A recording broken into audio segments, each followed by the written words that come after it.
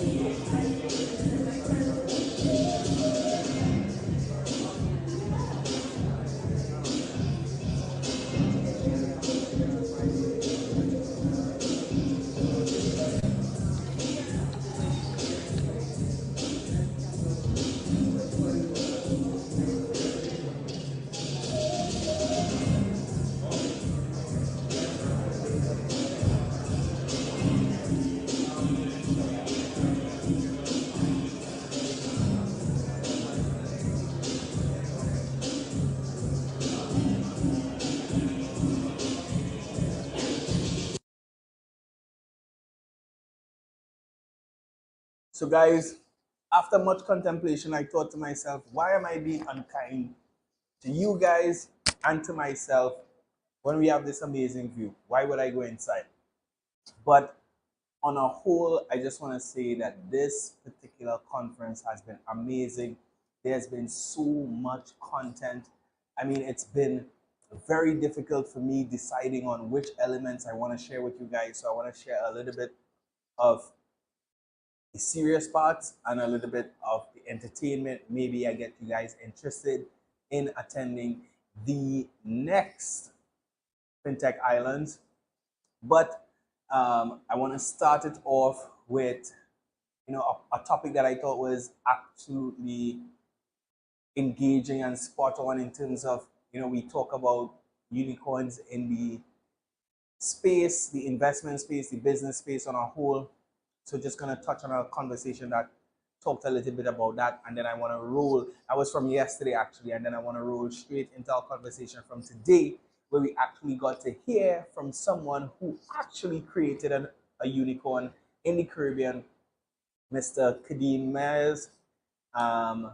And then, yeah, we'll be back. So I know, even though we're here at Ep24, there's always an assumption with the audience that everyone knows what we're talking about. Before I dive into my questions, let us establish the term unicorn. We hear the term thrown all over the place, and we're talking about going fintech unicorns. When we're talking about unicorns in fintech, what are we looking at in terms of money and content? Sure, I think it's very helpful. It is a term thrown around a lot over the last 10 years. Relatively speaking, it's a new term.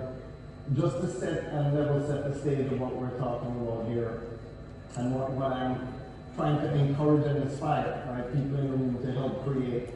These businesses, the term unicorn technically means a business that has reached $1 billion in value, right? Could be private, right? Could be public. Eventually, they usually start private. But I want to really make sure that we decode and understand what a unicorn is. It's one of those terms that have been thrown around a lot, right? It's $1 billion enterprise value. Now, just to put that in context, there are a handful of companies, probably less than 10 in the entire Caribbean, hundreds of years old, that have that kind of value. There are probably a handful on the TSE, the Trinidad Stock Exchange, maybe one or two in Jamaica. Right? That's a bold and ambitious vision. Right? But we aim high, we set the bar for that standard, and we work back from there. A lot of positive externalities can happen to our ecosystem if we're not halfway there. Good morning. Good morning. So, I am so excited to be back at Fintech again among all of you. Really, welcome to Barbados. This is my home country, so for me, I am at home. So, welcome to you, Khalid, who I am excited to have this conversation with. So, by profession, I'm a journalist, and majority of the time I cover hard news, which is government tragedy, sad, all that. But my favorite stories, believe it or not, are stories like this, success stories. And for me to be here is really a privilege. Now, our topic is how Caribbean founder 𝐂𝐻𝐍 built micro-lender dollar into macro success. And I think that for the startups that are in here, this is an inspirational story because it's not often that Caribbean founders get to sit really share their challenges, how they started, and really what success looks like for them. No. So, for journalists, it's all about the who, what, why, where, when, and how. But for businesses, it really comes down to the why. And for startups, it's about finding solutions. A lot of startups are built out of finding solutions. And so I guess the primary question really is, what problem is dollar created to solve? Hi everyone, good morning. It's good to be here. It's my first time in Barbados. I landed late last night, so I missed the party, so that's not feeling so happy about that. I heard that there'll be a party later. Yeah. Great. Yeah. A part of building a successful business is partying. That's a secret. Yeah. So I mean, our financial was born out of, as you said, finding a solution for a problem that exists.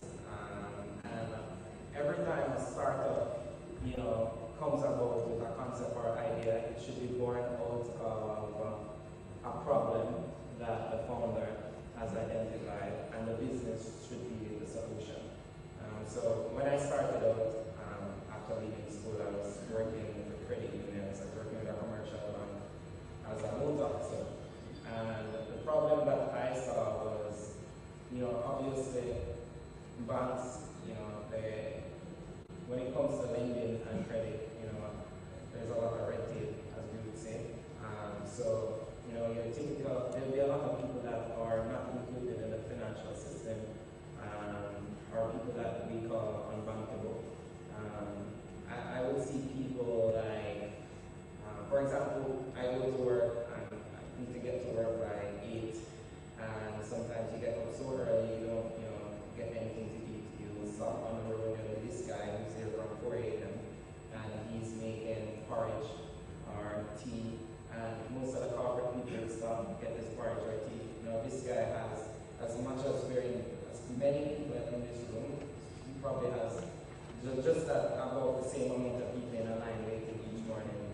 But yet this person cannot, borrow from a financial institution.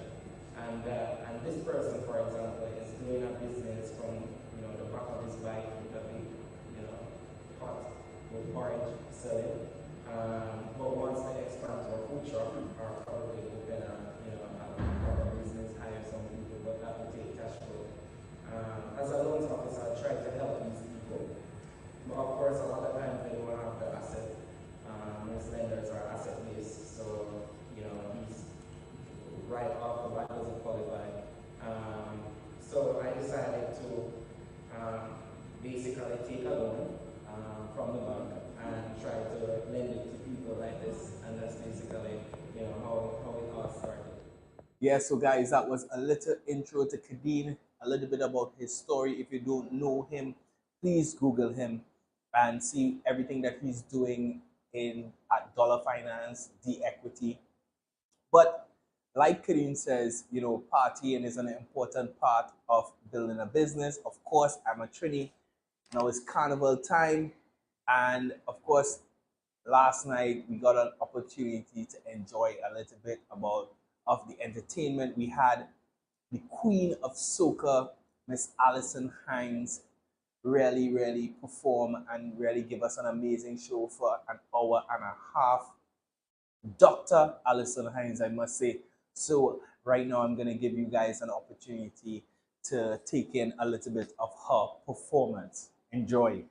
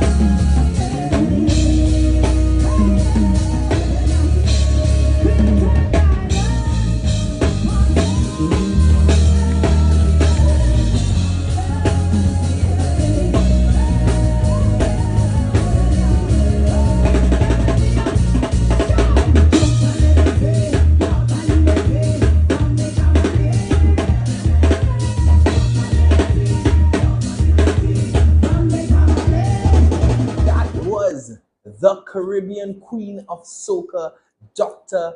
Alison Hinds. Guys, amazing. I mean, you had to be there. I hope you got a little element of what that was like listening to me here this evening.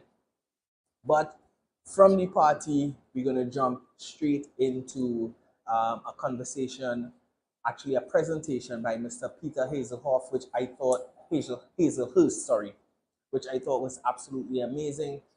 Peter has agreed to stop by the podcast in season 5 and chat with us. So I look forward to that. But in the meantime, you guys could take in a little bit of Peter right here. He's a guy who is filled with so much experience and expertise in the fintech space. So, Peter, without any further ado. And if you look at where banking and payments have failed in general, it's typically where the card ecosystems are weak. And so when merchants don't accept cards, you have an opportunity to introduce a new way of paying for things. The traditional sort of WeChats of the world and others, and Alipay, who succeeded primarily because in China, Visa and MasterCard were banned for a very long time. And if you can't swipe with a card, how do you pay for something? You can create a new behavior. And we see this a lot in the developing markets where new things bypass old things. There's a reason why cell phone adoption in LATAM and in Southeast Asia and so forth is so high, because we just bypass the home phone.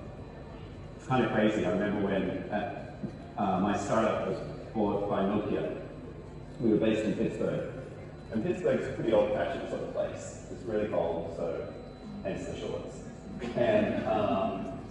And one of the first things that the facilities team from Nokia USA came to tell us was, we're going to give everybody a desktop. And I'm like, don't we work for a company that makes mobile phones? Oh, it's the US, that's what we do. So the next day I actually flew to Helsinki And I saw all the teams in Europe didn't have desk phones. And then I realized what was happening was we had this taxation happening from the corporate side. It was $3,500 per desk phone as a fee to the corporation. And I was like, this is insane. Why do we need this? Why do we do this? We're in a mobile phones company. And as a result, we ended up in a place where no longer did you have to worry about communication point to point and with physical devices on your desk. We could walk around. What a concept. Wouldn't it be great if you didn't have to go back to a computer to do email? We thought that would be kind of cool too. In order to make it really happen, many of you may have remembered American Idol and the road of texting. Back in 2002, 2003, we didn't text. Here in the US, people didn't know what texting was. If you did it, you had a little web browser on your little Sprint PCS phone. And it was, you had your phone number at sprintpcs.com. That's how you texted.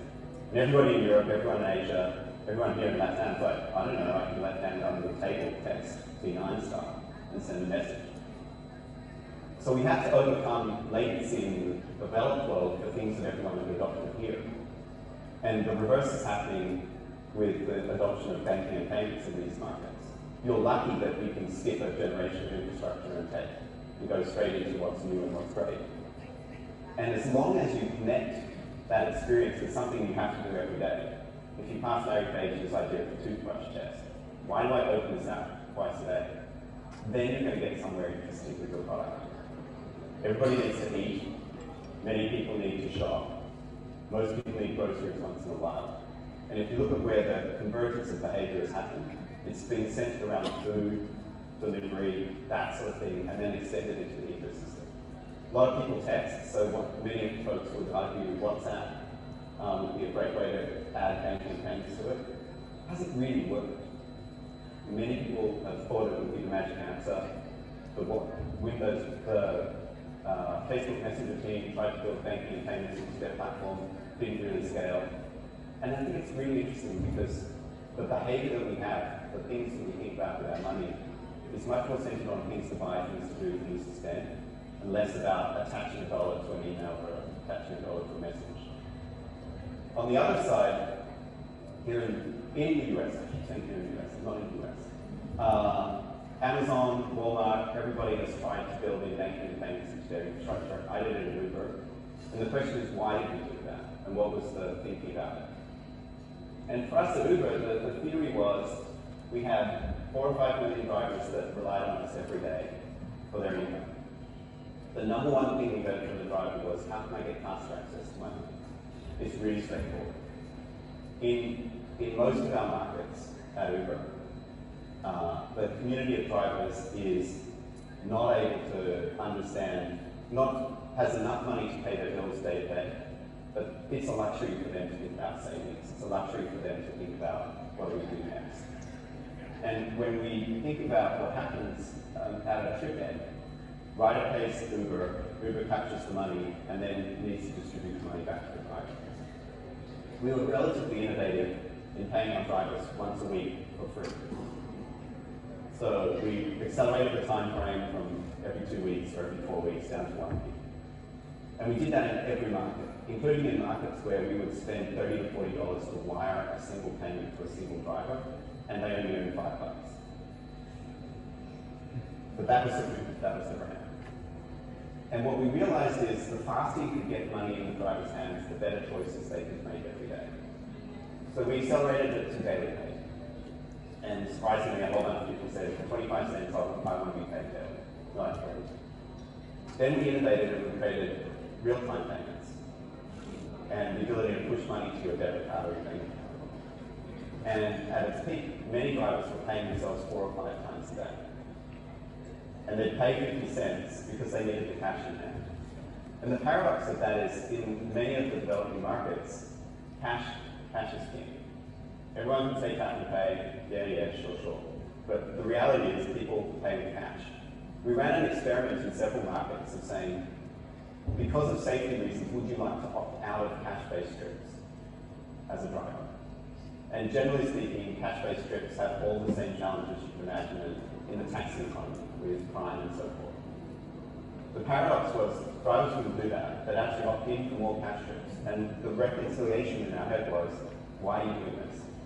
The answer was they needed the money in their hand as fast as they could.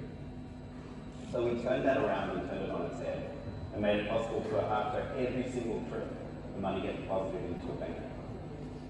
But the only way you can make that work is if you're helping control the bank account on behalf of the driver. This is the nucleus of the super app, that you have a balance that is your livelihood. And if you can then spend that balance wherever you need with a tap and pay, or turn it into cash if you go to an ATM, so much the better.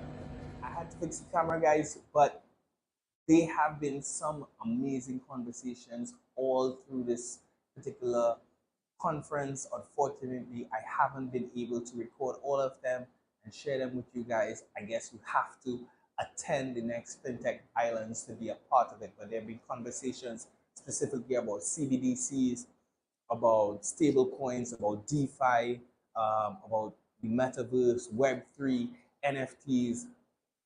I didn't get to bring some of those to you guys. I guess I was so engrossed I forgot to record.